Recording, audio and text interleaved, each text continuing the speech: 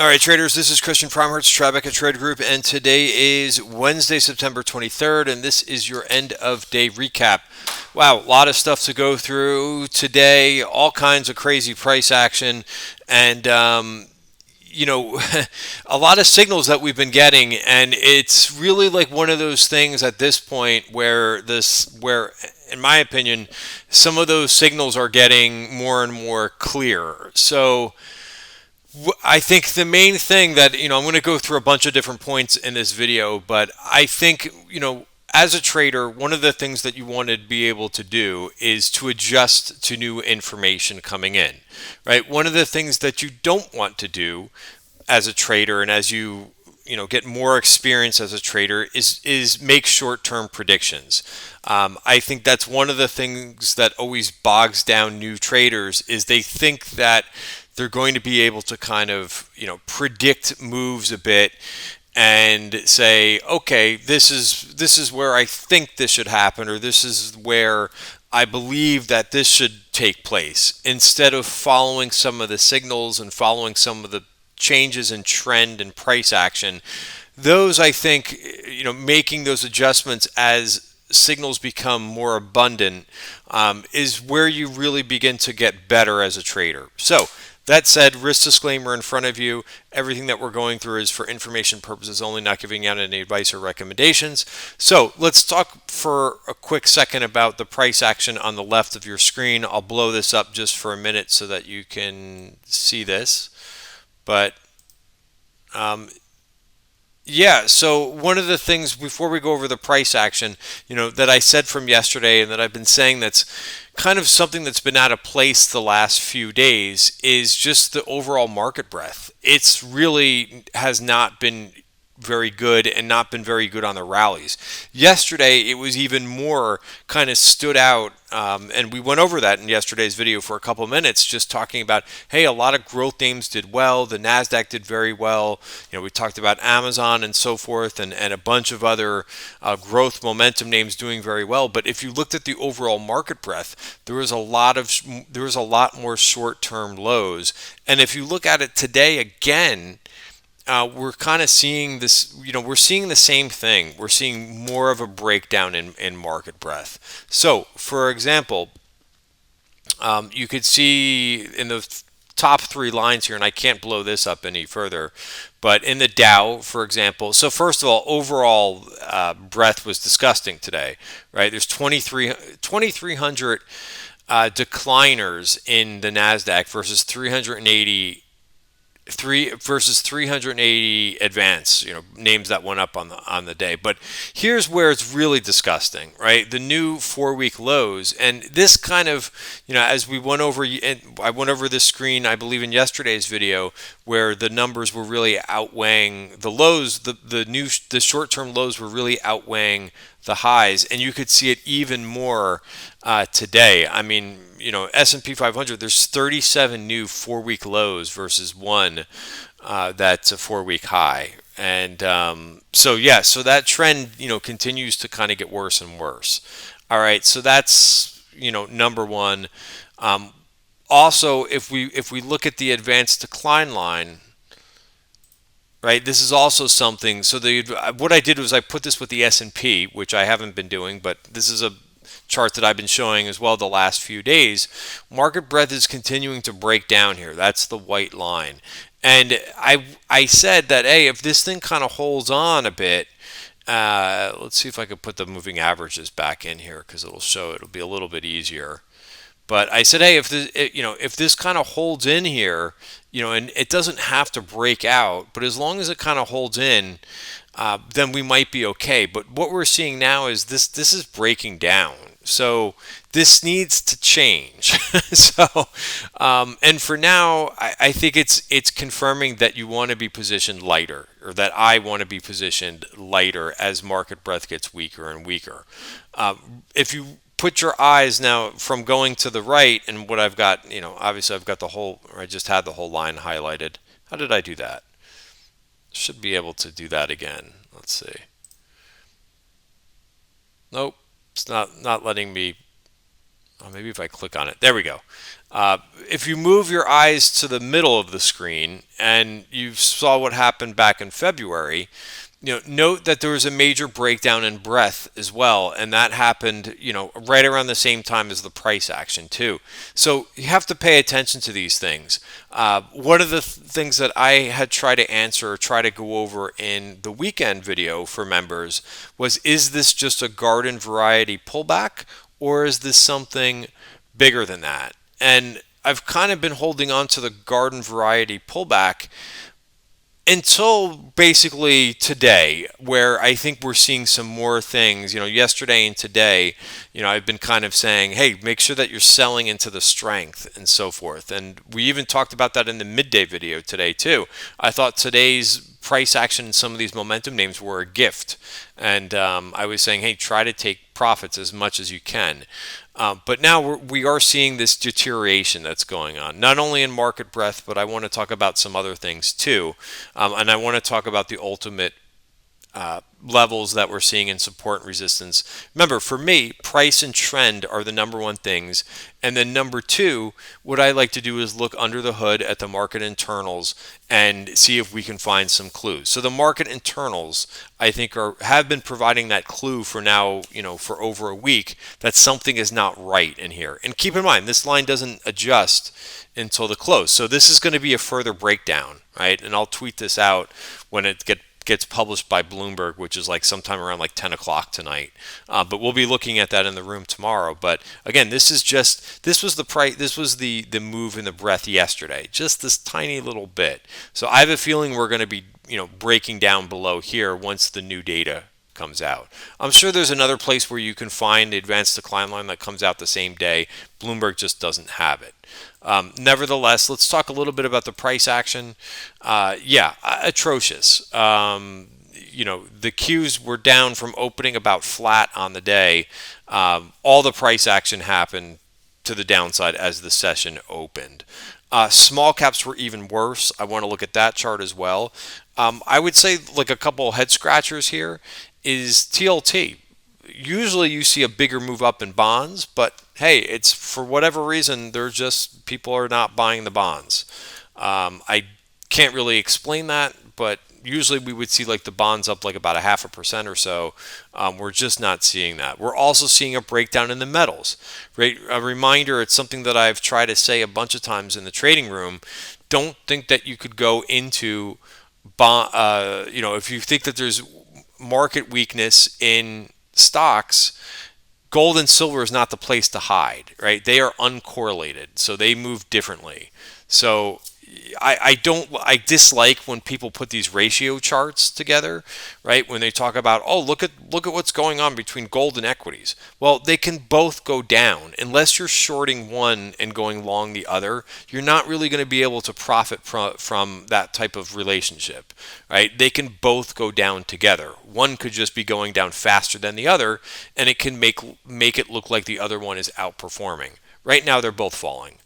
The VIX is up today, as you would expect. That's normal to see the VIX up 6%. Again, we're not seeing the other thing that I would say that is concerning is we're not really seeing that panic. We did see like the tick index really indicate that there was big selling today, but I'm not sure that indicates that that the end is near in terms of a rebound. So sectors, again, interesting that some of these things like the gold miners were the worst performing groups of the day, down 6%. The oil and energy stocks continue to break down. The home builders were down very hard today too. That surprised me, down 3.9%. I was looking at Lennar as a possible trade today. Nope. Did not give the go ahead to put that trade on. So interesting that group got hit so hard.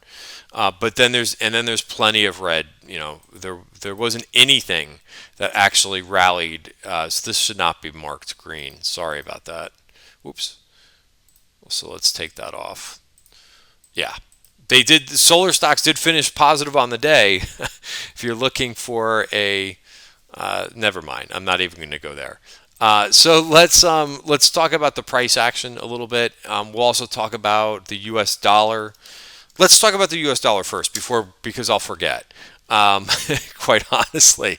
So yeah, we talked about this. This was the chart of the day that I posted for members this morning, saying, hey, we've got a couple things that are notable here. This to me looks like an inverted head and shoulders, maybe not exactly perfect. The head and shoulders patterns, by the way, are never like, you never, for the most part, they're not perfect, right? There's some kind of form where you've got some type of a left shoulder, a right shoulder, and a head, but you could see there's like two peaks in here. Nevertheless, you could draw, and again, this is an inverted head and shoulders, but you could draw a neckline here if you wanted to, which is right around last month's bottom of value, this month's top of value, and we're breaking. We're breaking to the upside, and there's a target up here that you could shoot for, 25.69. Now, this is not something that you could really play. Like, I wouldn't necessarily be going long UUP because there's not enough. That's a move of 17 cents, right? I don't think I'm really going to be able to capitalize on that. But it's just one of those proxies, right, that we're looking at things. And there was some colossal trades that went up. You could see this big volume bar. That is actually real volume. If you want to look at the trades of the day for UUP, which was pointed out by one of the Tribeca Trade Group members. But if you look at some of these block trades, they were ginormous. Right, you could see there's three of them today. Each one of this, so this one here, this was $100 million, right? So these are big trades, and they swept, right? So that meaning, if we look at the chart, you could see where they purchased them above the offer, this 25.50. Then there was another trade for 730,000 shares. Then there was another trade for over 4 million shares. So that's over $100 million block trade. Somebody wanted to get long the dollar in a big way today. And again, ends up being, so you could see where they traded this thing, right? Here's the one block, right, that went up above the offer. Right, and this is how market makers, this is what I used to do in my old world. I used to facilitate these orders for big funds, and yes, they printed them with plenty of room all the way up to 25.50, which is about a penny or 2 pennies above the offer. Why did they do that? Well, because they need time to hedge that trade out. Even though this ETF is super liquid, I'm surprised that they got away with printing it there. They should be printing it on the offer, but it is what it is. The market maker, I don't think, gave such a good price for this.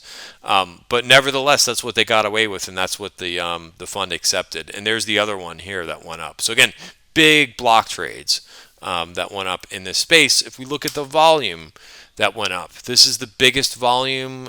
Let's see, 12 million shares. We need to go back further. So if we go 5 years, I think that takes out this. Yep, that's the biggest volume. What about here?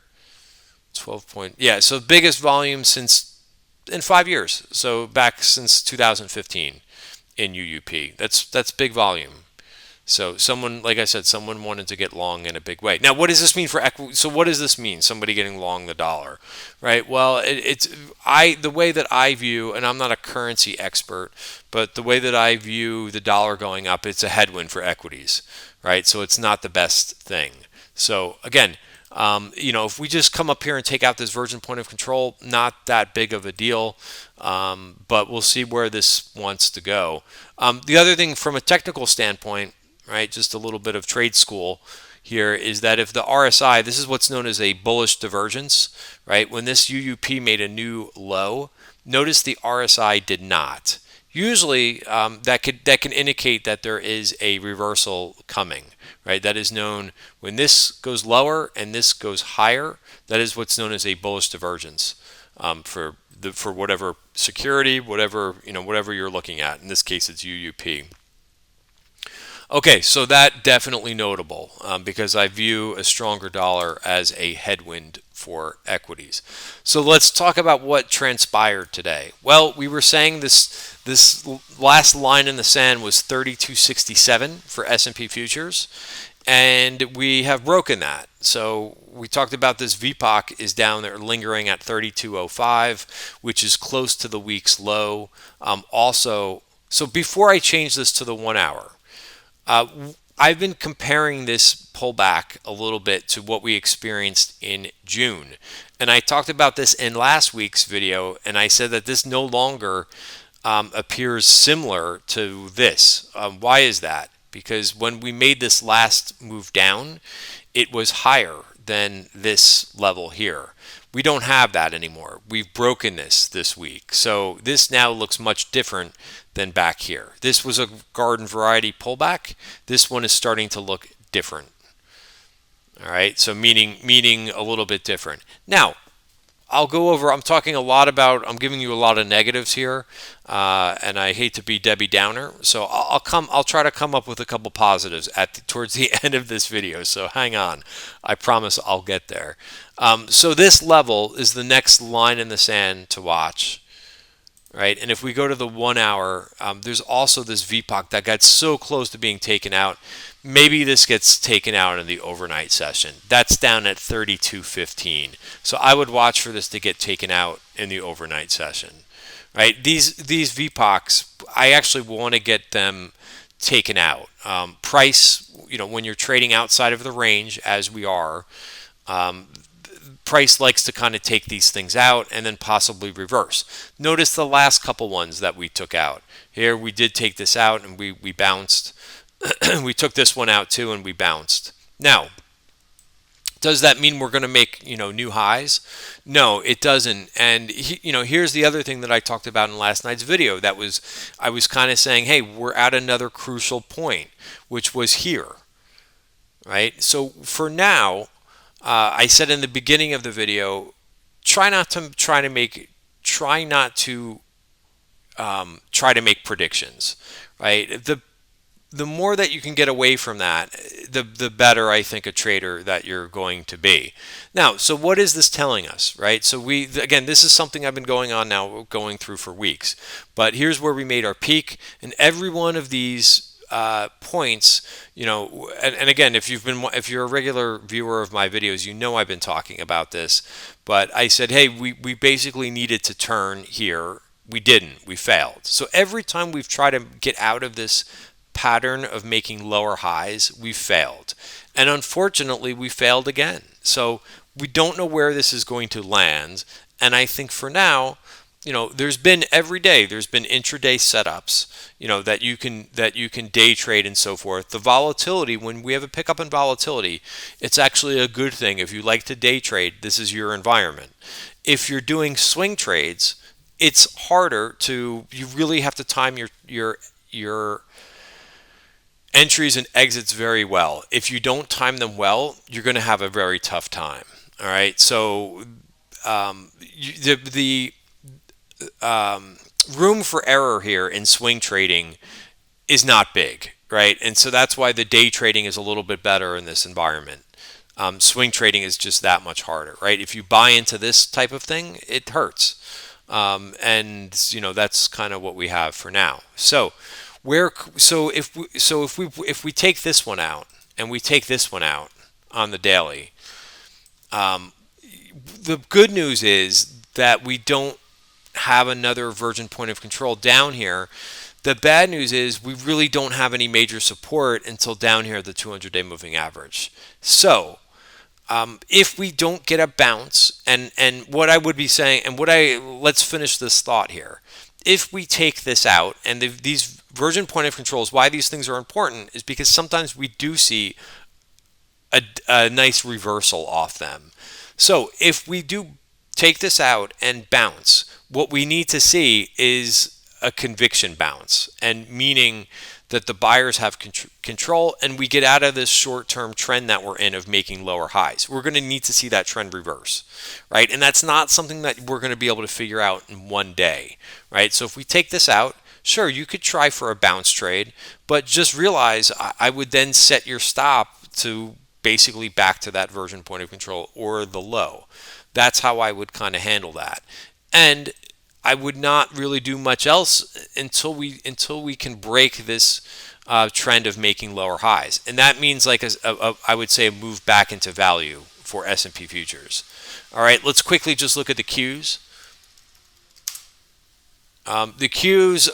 The one thing that's nice here about the Qs is we did not break value for the day. We did not take out the lows, so we don't have to technically worry about this virgin point of control unless we break this. So this is hanging on by a thread for now. and that's 264.17. If we do break that, we also have this virgin point of control down here. So if you're shorting, these are places, in my opinion, to take profits at.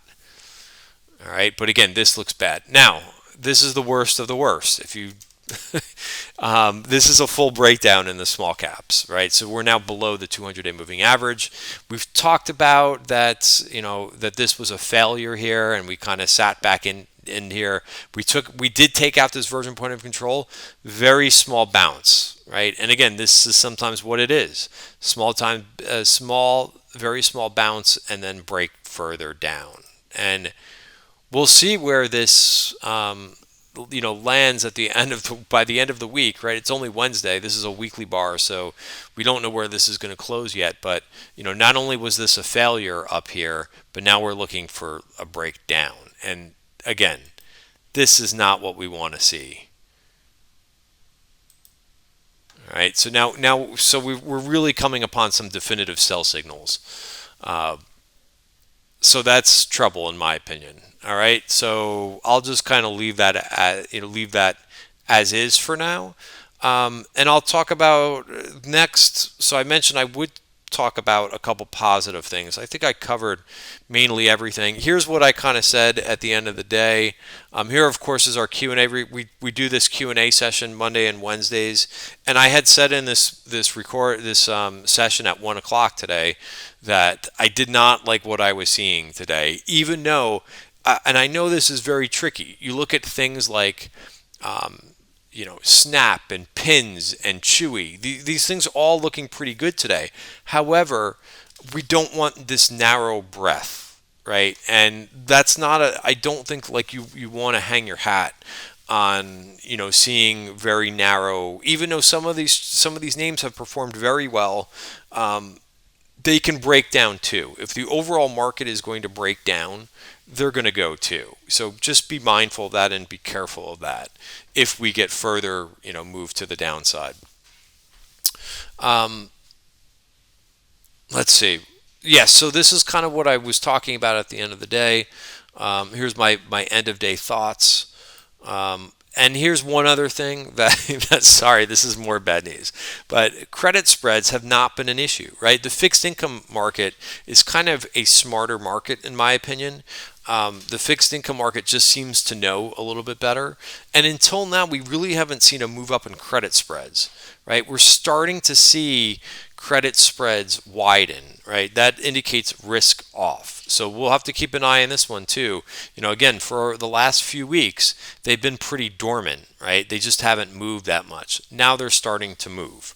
So we'll have to keep an eye on this. But again, these are more warning signals. All right, so let me get to so the one positive that I would say in this is that let's talk about what we know. And what we know is that this is the weakest week of the year in terms of seasonality. Does it get much better next week? I don't think it like the seasonality like jumps and gets much better next week. But I think if you're letting this play out a bit, you're doing a good job. We've known that this is the weakest week. We've talked about this in the weekend video as well. You have to some degree let this play out and not fight. Not try to fight through it. The other saying that we've been using is, when the market breadth is doing this and price action is doing this, the wind is against you, right? You want to be adding risk, in my opinion, when the wind is at your back. Now, I was just listening to Tony Dwyer on CNBC. I liked Tony Dwyer, and he was saying that, these pullbacks are usually where you want to be adding risk.